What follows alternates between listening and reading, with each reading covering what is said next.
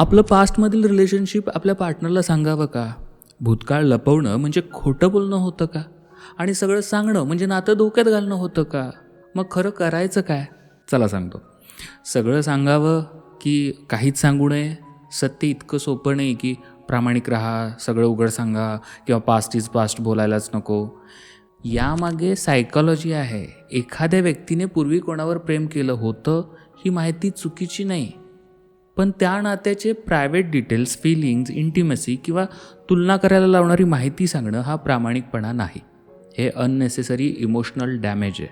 तुझा जोडीदार हे जाणून घ्यायला हकदार आहे. हो, तू आधी एखाद्यावर प्रेम केलं होतंस, तो संबंध किती काळ टिकला आणि तो संपला का, इथंवर. पण त्यापुढे जाऊन ती तुला काय म्हणायची, कुठे भेटायचा, तिची पर्सनॅलिटी काय होती, ब्रेकअपच्या रात्री तू किती रडलास किंवा तिचं काय स्पेशल होतं वगैरे वगैरे. कारण भूतकाळ सांगण्याचं उद्दिष्ट ट्रान्सपरन्सी असावं, अपराधाचं कन्फेशन नाही. लक्षात घ्या, डिटेल्स दिल्यामुळे तुम्ही ट्रस्ट वाढवत नाही आहात, इन्सिक्युरिटी वाढवत आहे. माहितीची डेप्थ नातं मजबूत करत नाही, क्लिअरिटी करते. हो, काही लोक म्हणतील मी काहीही लपवत नाही, सगळं सांगतो. पण खरा प्रश्न हा आहे की तू सगळं सांगतोयस म्हणून नातं सिक्युअर होत आहे का? की तू दुसऱ्याच्या मनात अशा चित्रांची बियाणे पेरतोयस ज्याची त्याला कधी गरजच नव्हती.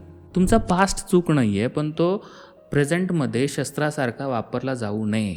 जेवढं सांगणं विश्वासासाठी आवश्यक आहे तेवढंच बोला.